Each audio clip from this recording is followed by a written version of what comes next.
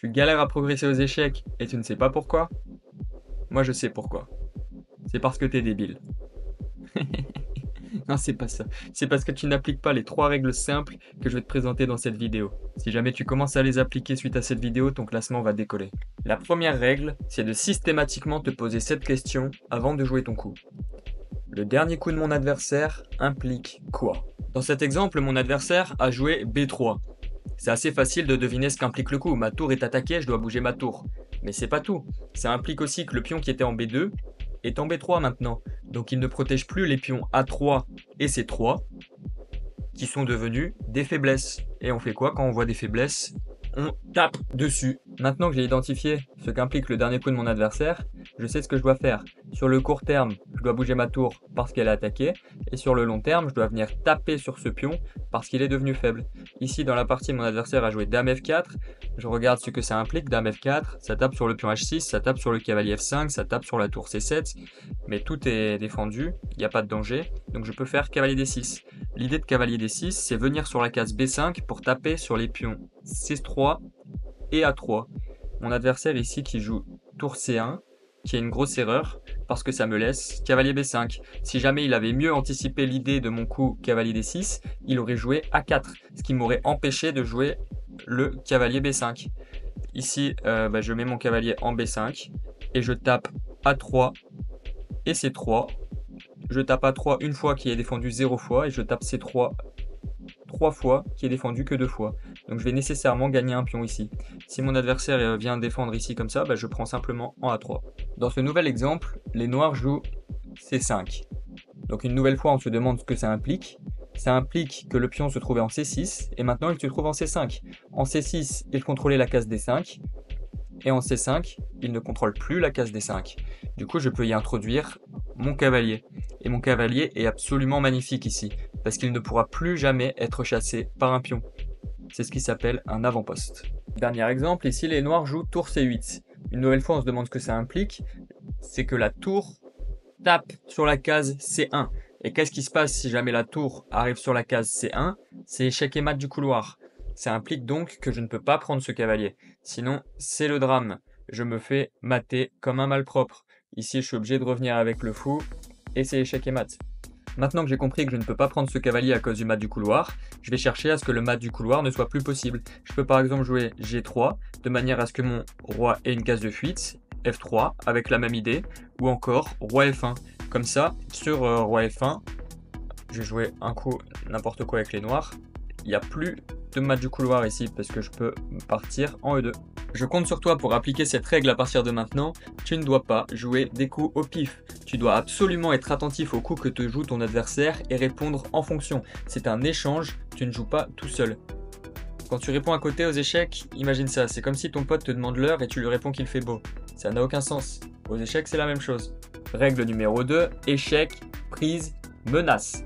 Avant de jouer ton coup, tu vas vérifier si tu as des échecs, si tu as des prises ou si tu as des menaces. Des fois, tu n'as aucun des trois, des fois un des trois, des fois deux des trois. Ça dépend. Mais dans tous les cas, avant de jouer ton coup, tu vérifies. Et parmi tous les coups que tu as passés en revue, tu vas jouer le meilleur coup. Peut-être qu'actuellement, ce n'est pas ce que tu fais. Peut-être que tu envisages un coup qui te semble fort, et ce coup te semble tellement fort que tu ne juges même pas utile d'envisager d'autres coups qui sont probablement meilleurs. Si tu veux progresser aux échecs, tu dois absolument envisager un maximum de coups et choisir le meilleur. Si un coup te semble fort, d'accord, mets-le de côté et cherche-en d'autres avant de jouer. Dans cette position, mon adversaire vient de jouer tour C3. C'est à mon tour, je ne joue pas avant d'avoir passé en revue tous les coups selon la règle échec, prise, menace. Dans cet ordre-là. Donc les échecs. On voit que je peux faire un échec ici en E3, mais à quoi ça mène? À rien du tout, je vais juste perdre mon fou. Donc échec, on élimine, il n'y en a pas. Les prises, je peux aller prendre là-bas, le cavalier. Ça n'arrive pas. Ok. Mais est-ce que ça m'est vraiment utile? Pas vraiment. Pourquoi est-ce que je donnerais ce fou contre ce cavalier? Je n'ai rien gagné. Et je peux aussi prendre ce fou, c'est une possibilité. Mais c'est pas terrible parce que je laisse la tour pénétrer sur ma seconde rangée. Et qu'est-ce que j'ai gagné en échange? Rien du tout. Du coup, il faut certainement regarder plutôt du côté des menaces. Je peux peut-être faire tour C8, j'attaque le fou 2 fois, donc on va voir ce qui se passe. Comme j'attaque le fou 2 fois, pour ne pas perdre de matériel, les blancs doivent capturer mon fou. Ici, je vais capturer la tour en intermédiaire pour doubler les pions des blancs. Et à la fin, je récupère le fou. Donc j'ai fait des échanges matériels de la même valeur. Qu'est-ce que j'ai gagné? J'ai doublé les pions devant le roi. J'ai affaibli le roi blanc. C'est plutôt une option intéressante. Mais avant de jouer ça, je vais d'abord vérifier si j'ai pas mieux. La dernière menace qu'on peut envisager dans cette position, c'est D4. Attaque la tour. Qu'est-ce qui se passe sur D4? La tour doit bouger, mais elle doit rester sur cette colonne. Parce que sinon, elle ne défendrait plus le fou C7 que je pourrais capturer et gagner. Et la seule case disponible sur cette colonne, c'est la case C4. La case C5 est contrôlée par le fou. La case C6 est contrôlée par un pion. Et peut-être que maintenant, je peux faire tour C8, avec la même idée qu'avant. Sauf que maintenant, sur fou prend, je peux capturer la tour sans qu'elle soit protégée par le pion B2. Donc je peux gagner la tour. Certes, les blancs sauvent leur fou, mais je viens de gagner une tour contre un fou. D4 est donc clairement le coup qui convient, ça gagne du matériel, c'est le coup le plus fort. Comment est-ce que j'ai fait pour le trouver? J'ai suivi la règle, échec, prise, menace. Les échecs et les prises, j'ai vu que ça donnait rien, donc j'ai éliminé. Ensuite j'ai regardé les menaces, j'ai vu qu'il y en avait deux. Si je commence par tour C8, la finalité c'est que les pions devant le roi blanc sont doublés. Et si je commence par D4, la finalité c'est que je gagne du matériel. Parce que tout est une question d'ordre. Si je fais tour C8, les blancs prennent le fou et qu'ensuite je fais D4, on voit que ça me donne absolument rien. Les blancs pourraient juste récupérer le pion et c'est complètement perdant pour les noirs. Il est là tout l'intérêt d'avoir vérifié toutes les menaces avant de jouer mon coup. D'abord j'identifie toutes les menaces.